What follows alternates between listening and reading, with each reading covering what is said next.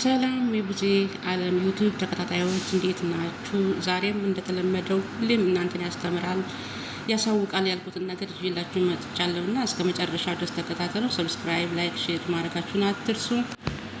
ዛሬ ይዤላችሁ የመጣው ስለ አንዲት እህታችን ህይወት ታሪክ ነው ማለት ነው። በጣም እውነተኛ ታሪክ ነው። በጣም የሚያሳዝን ነው። በተለይ ከኢትዮጵያ ወደ አረብ ሀገር ስንመጣ ለምን እንደምንጨካከን ብቻ እግዚአብሔር ይወቀው። በእውነት ነው የምላችሁ፣ በጣም ነው የሚያሳዝነው። የዚች እህታችን ማለት ነው ከአንዲት ኢትዮጵያዊ ጋር አንድ ቤት ይሰራሉ። አንደኛዋ ብዙ አመት ቆይታለች ማለት ነው። አንደኛዋ ገና አዲስ መምጣቷ ነው። እቺ አዲስ የመጣችውን እህታችንን አሰሪዎቿ በጣም ነው የጨከኑባት። በጣም ነው እንትን የሚሏት ማለት ነው፣ የሚጨቁሯትም የሚያንገላቷትም። ይሄን ነገር የምታደርገው መጀመሪያ የመጣችው ሰራተኛ ናት። በጣም ብዙ ጊዜ የቆየች ማለት ነው። ያልሆነ ነገር እየነገረቻቸው ሰራተኛዋ ላይ፣ ሁለተኛ የመጣችው አዲሷ ላይ እንዲጨክኑና እንዲያንገላቷት ስራውን ሁሉ እሷ ላይ እንዲሆን ነው ያስደረገችው ማለት ነው። እች ልጅ ያው ሁሌም ጭቅጭቅ ሲሆን ሁሉም ሲመራት ማለት ነው ትጠፋለች ከቤት።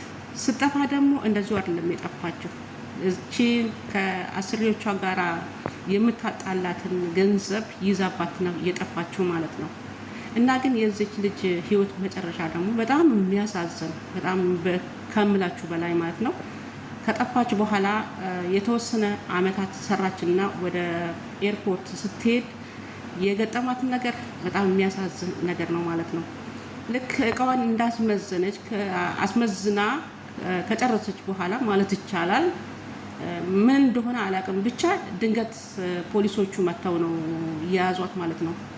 ከያዟት በኋላ ያለው ነገር ስትናገር ምንድነው ምክንያቱ የታስኩበት ምን አጥፍቼ ነው ምናምን ስትል እንደዚህ አይነት ቦታ ሰርተሻል፣ እንደዚህ አይነት ነገር አጥፍተሻል፣ በወንጀል ነው የተያዝሽው ተብላ ተይዛለች ማለት ነው።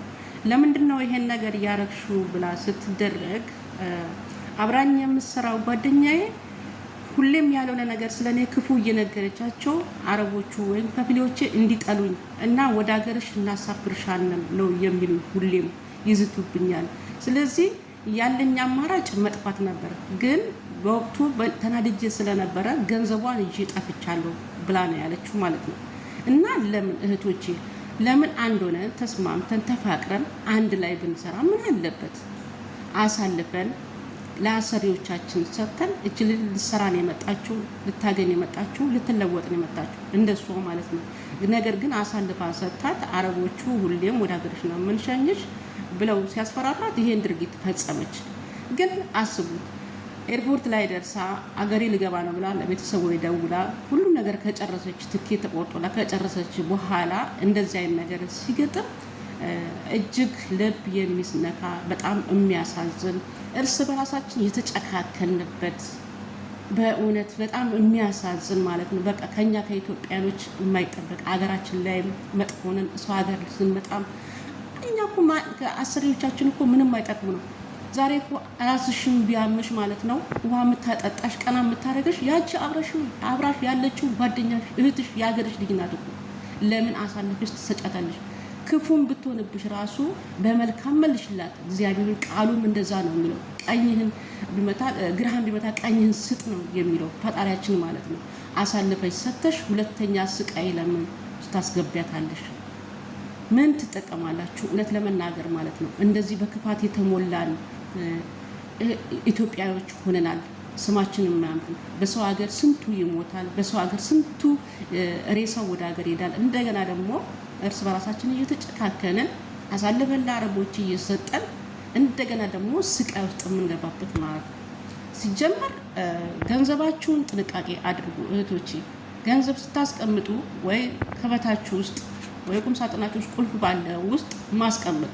እቺ ልጅ አሁን ያን ገንዘብ ይዛ ባትሄድ ኖሮ እዚህ ኤርፖርት ላይ አትያዝም ነበረ ማለት ነው።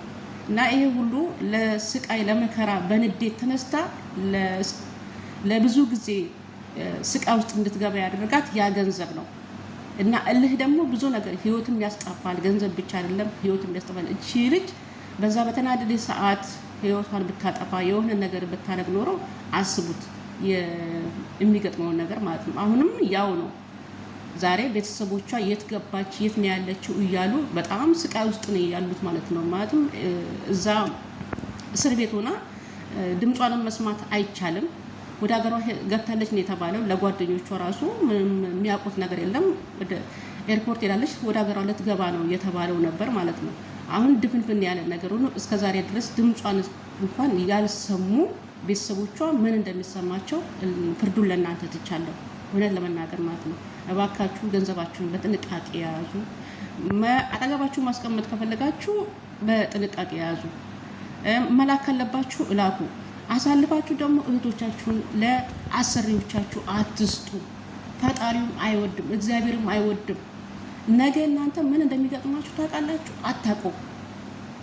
በሰው ሀገር ነው ያላችሁት። በሰው ሀገር ብቻ አይደለም፣ አገራችሁን ስትገቡ የሰራችሁት ግፍ የሰራችሁት ኃጢአት መልሶ ይከፍላችኋል፣ ቢቆይም ማለት ነው። እና እህቶች ስለ ፈጣሪ ብላችሁ ባካችሁ ልለምናችሁ፣ እውነቴን ነው የምላችሁ። እኔ የምሰማው ነገር የማየው ነገር በጣም የሚያሳዝን ልብ የሚነካ ሆኖ ነው ሁሉን ነገር ያገኘሁት። እና እህቶቼ ላልሰሙት አሰሙ፣ ሼር አድርጉላቸው። ይሄ ነገር ይጠቅማቸዋል። በእርግጥም ብዙ ችግር በየቤቱ አለ።